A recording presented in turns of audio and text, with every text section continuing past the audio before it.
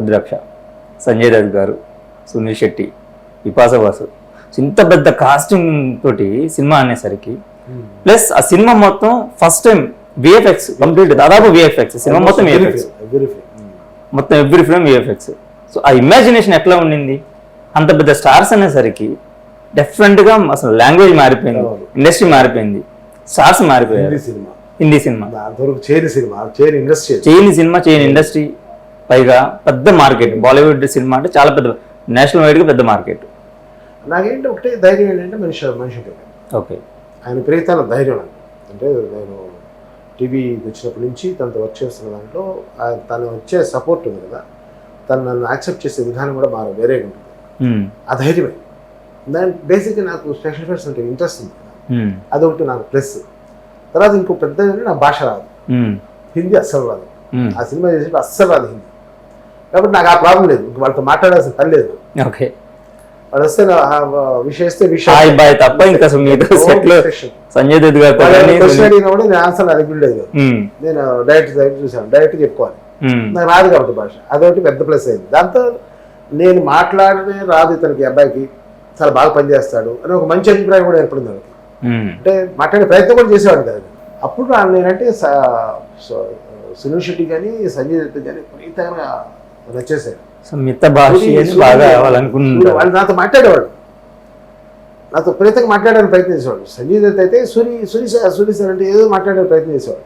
నాకు భాష పడుతుంది సైలెంట్ వినడం తప్పితే చేసేవాడు. ఇక్కడ భాష వస్తే ఒక ప్రాబ్లం, భాష రాకపోతే ఒక ప్రాబ్లం. కానీ భాష రాకపోవడం ప్లస్ అయింది. దాంతో సునీల్ శెట్టి కూడా నేనంటే బాగా ఇష్టం. ఒకటి శ్రీమన్నారాయణ, రెండు అధినాయకుడు. ఈ కమర్షియల్గా హిట్ అవ్వకపోయినా కూడా మేకింగ్ పరంగా మంచి నేమ్ వచ్చింది, అండ్ కెమెరా వర్క్ పరంగా మంచి నేమ్ వచ్చింది.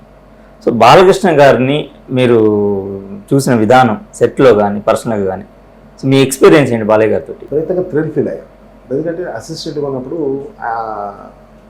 ఎన్టీ రామారావు గారు షూటింగ్ పోయడం ఆయన చూస్తూ ఉంటాం. ఆయన సినిమా చేయలేకపోయాను, ఫిల్మ్ షూట్ చేయలేకపోయాను, యాజ్ ఎ కెమెరామెన్ చేయలేకపోయాను, యాజ్ అసిస్టెంట్గా చేయలేకపోయాను. చూడటం మనకి ప్రతిసారి జరిగేది. ఎన్టీఆర్ గారిని చాలాసార్లు చూశారు, లొకేషన్కి వెళ్ళి చూస్తూ ఉండేవాడు. బాలయ్య బాబులో ఎన్టీఆర్ని చూసేవాడు, నాకు బాలయ్య బాబు కనపడేవాడు. ఓకే, నాకు ఎన్టీఆర్ని కనపడేవాడు.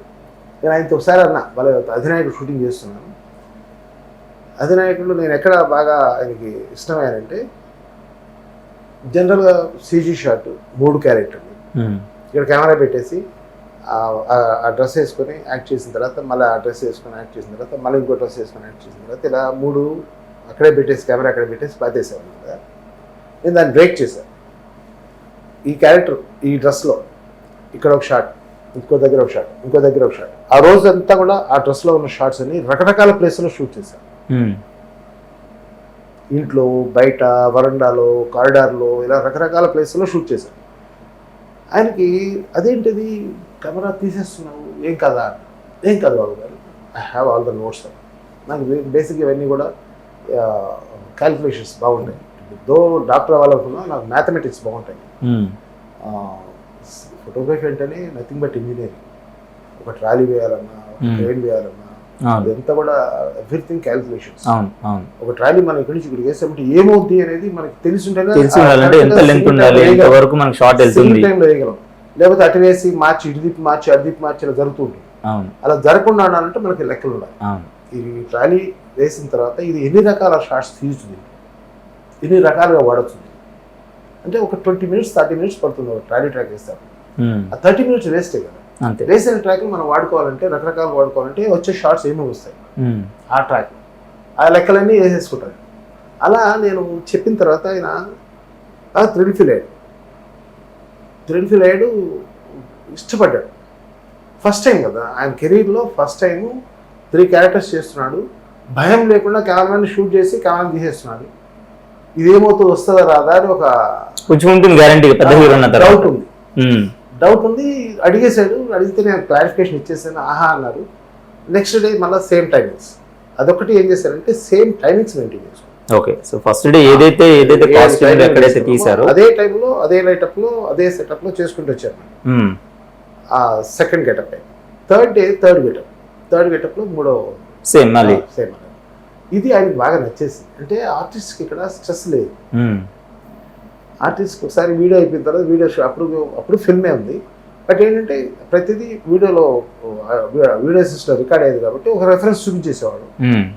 కాబట్టి ఆయన కూడా చాలా ఈజీ అయిపోయింది 3 క్యారెక్టర్ చేయడం.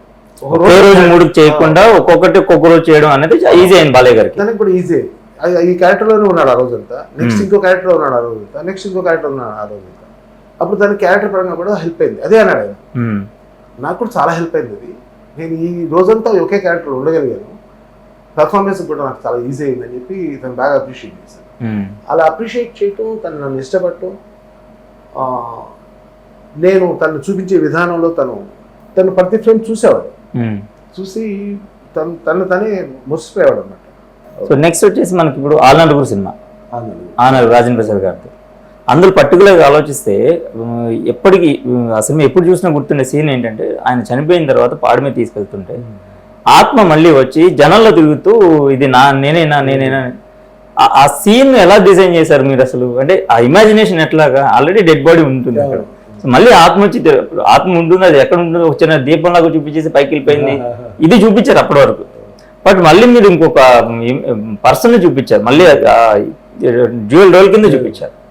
ఆ సీన్ ఎలా డిజైన్ చేశారు? ట్యాంగో చార్లీ షూట్ జరుగుతున్నప్పుడు మధ్యలో గ్యాప్లో చైతన్య ప్రసాద్ గారు కలిశారు.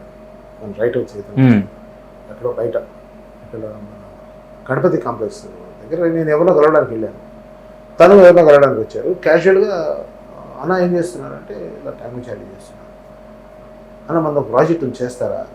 చేస్తాను. రాజేంద్ర ప్రసాద్ గారు డ్యూయల్ రోల్ అన్నారు, కోడేటర్ దిలీప్ గారు అన్నారు. చంద్రశేఖర్ గారు టెక్నికల్లీ చాలా సౌండ్. మనకి ఇప్పుడు 15 రోజులు మిక్చర్ కెమెరా కావాలి, ఆయన డ్యూయల్. ఈ డిస్కషన్ జరుగుతుంది, అది ఎలా ప్లాన్ చేద్దాం ఏంటి అని డిస్కషన్ జరుగుతుంటే నాకు ఒక చిన్న థాట్ వచ్చింది.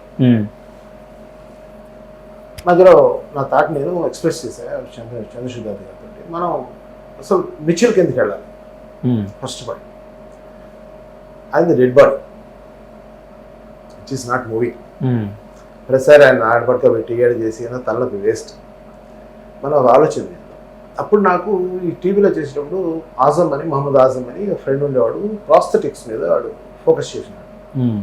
ఆయన పిలిపించి నాకు రాజేంద్ర గారి ఫేస్ కావాలి,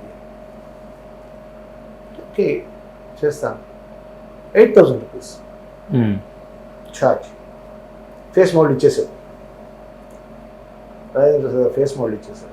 దానికి ఒక బాడీ తయారు చేసాను, విచ్ ఇస్ డమీ బాడీ పెట్టి సెటప్ చేసాను. ఫేస్ అద్భుతంగా ఇచ్చాడు.